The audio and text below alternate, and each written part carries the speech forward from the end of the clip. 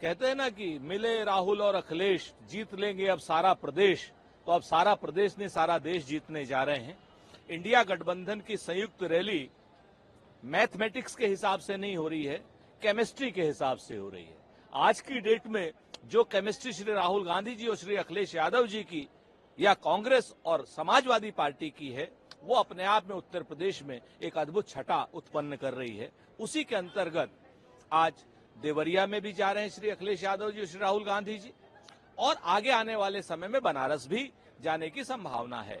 और जनता के पास मुद्दों को लेकर के, अग्निवीर जैसी समस्या को खत्म करने के लिए, बेरोजगारी जैसी समस्या को खत्म करने के लिए, महंगाई जैसी समस्या को खत्म करने के लिए, महिलाओं के सम्मान के लिए, 8,500 रुपए महिलाओं को प्रति मंथ देने के लिए और युवा बेरोजगारों को 8,500 रुपए का स्टाइपेंड प्रति मंथ देने के लिए इंडिया गठबंधन के पक्ष में माहौल बनाने के लिए सभी लोग आज जा रहे हैं।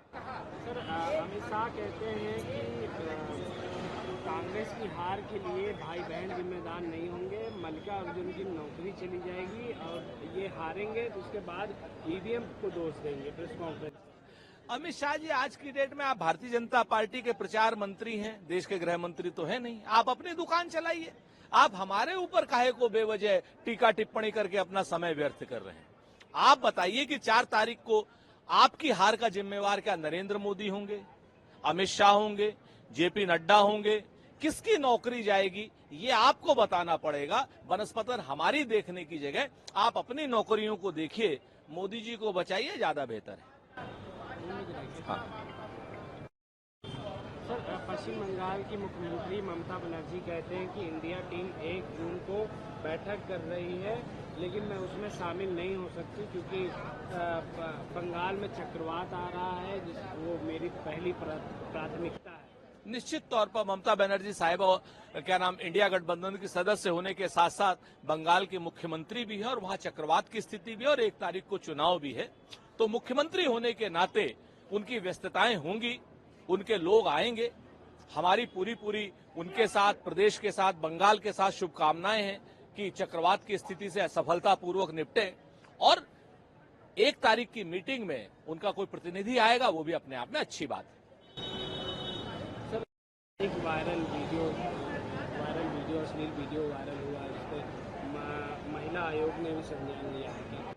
देखिए, किसी का भी कोई इस तरीके का गैर कानूनी हो, अश्लील हो, इमोरल हो, उसके खिलाफ कठोरता की कार्रवाई, विधिक कार्रवाई की जांच होनी चाहिए और दोषियों के खिलाफ कठोरतम धाराओं में कार्रवाई होनी चाहिए।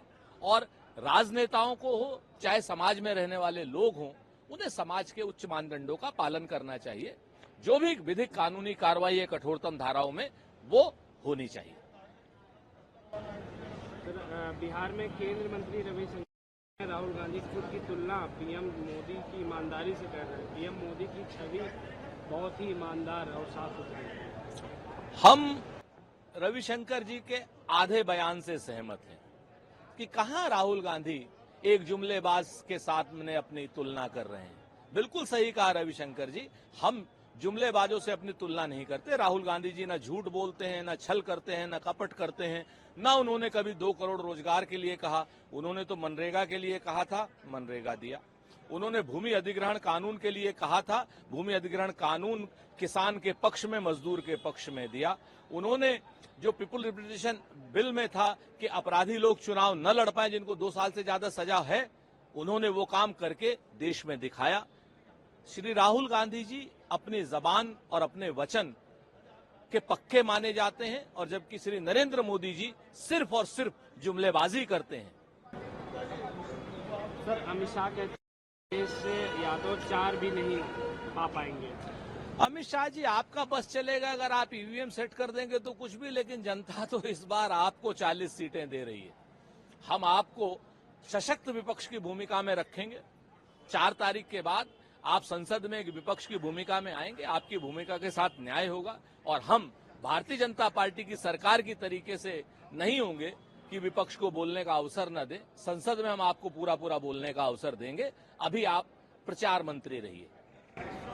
सर, केंद्रीय गृह मंत्री अमित शाह दीजिए आने वाले पीएम मोदी 400 सीटों को पार करने जा रहे हैं। हम भी अमित शाह जी आपको एक भविष्यवाणी करके जा रहे हैं कि 4 तारीख को जब नतीजे आएंगे तो पीएम मोदी 400 पर हार करके विपक्ष की भूमिका में बैठेंगे। संसद में जरूर आएंगे, ये बात आपकी सच है, लेकिन नेता प्रतिपक्ष के नाते आएंगे।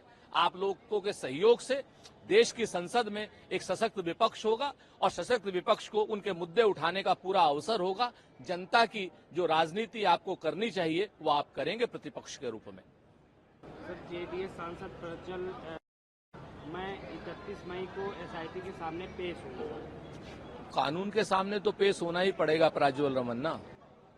कानून के हाथ बहुत लंबे होते हैं। कर्नाटक की सरकार है, ये नरेंद्र मोदी जी की सरकार नहीं है। आपने जो कर्म किए हैं उसका फल आपको भुगतना पड़ेगा। कठोरतम धाराओं में जांच होगी और दोषियों के खिलाफ कठोरतम धाराओं में कार्रवाई होगी।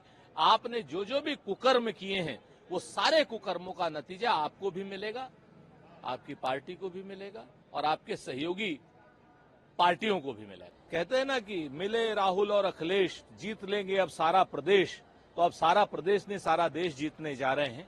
इंडिया गठबंधन की संयुक्त रैली मैथमेटिक्स के हिसाब से नहीं हो रही है, केमिस्ट्री के हिसाब से हो रही है।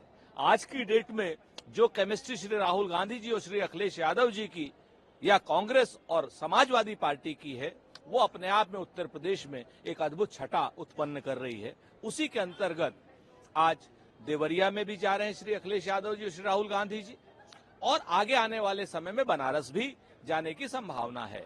और जनता के पास मुद्दों को लेकर के, अग्निवीर जैसी समस्या को खत्म करने के लिए, बेरोजगारी जैसी समस्या को खत्म करने के लिए, महंगाई जैसी समस्या को खत्म करने के लिए, महिलाओं के सम्मान के लिए, 8,500 रुपए महिलाओं को प्रति मंथ देने के लिए और युवा बेरोजगारों को 8,500 रुपए का स्टाइपेंड प्रति मंथ देने के लिए इंडिया गठबंधन के पक्ष में माहौल बनाने के लिए सभी लोग आज जा रहे हैं। सर, अमित शाह कहते हैं कि कांग्रेस की हार के लिए भाई बहन जिम्मेदार नहीं होंगे, मल्लिकार्जुन की नौकरी चली जाएगी और ये हारेंगे तो उसके बाद ईवीएम को दोष देंगे प्रेस कॉन्फ्रेंस। अमित शाह जी, आज की डेट में आप भारतीय जनता पार्टी के प्रचार मंत्री हैं, देश के गृह मंत्री तो है नहीं। आप अपनी दुकान चलाइए, आप हमारे ऊपर काहे को बेवजह टीका टिप्पणी करके अपना समय व्यर्थ कर रहे हैं। आप बताइए कि 4 तारीख को आपकी हार का जिम्मेवार क्या नरेंद्र मोदी होंगे, अमित शाह होंगे, जेपी नड्डा होंगे? किसकी नौकरी जाएगी ये आपको बताना पड़ेगा। बनस्पतन हमारी देखने की जगह आप अपनी नौकरियों को देखिए, मोदी जी को बचाइए, ज्यादा बेहतर है। हाँ। सर, पश्चिम बंगाल की मुख्यमंत्री ममता बनर्जी कहते हैं कि इंडिया टीम 1 जून को बैठक कर रही है, लेकिन मैं उसमें शामिल नहीं हो सकती क्योंकि बंगाल में चक्रवात आ रहा है, वो मेरी पहली प्राथमिकता है। निश्चित तौर पर ममता बनर्जी साहिबा इंडिया गठबंधन की सदस्य होने के साथ साथ बंगाल की मुख्यमंत्री भी है और वहां चक्रवात की स्थिति भी है और 1 तारीख को चुनाव भी है। तो मुख्यमंत्री होने के नाते उनकी व्यस्तताएं होंगी, उनके लोग आएंगे। हमारी पूरी उनके साथ, प्रदेश के साथ, बंगाल के साथ शुभकामनाएं हैं कि चक्रवात की स्थिति से सफलतापूर्वक निपटे और 1 तारीख की मीटिंग में उनका कोई प्रतिनिधि आएगा, वो भी अपने आप में अच्छी बात है।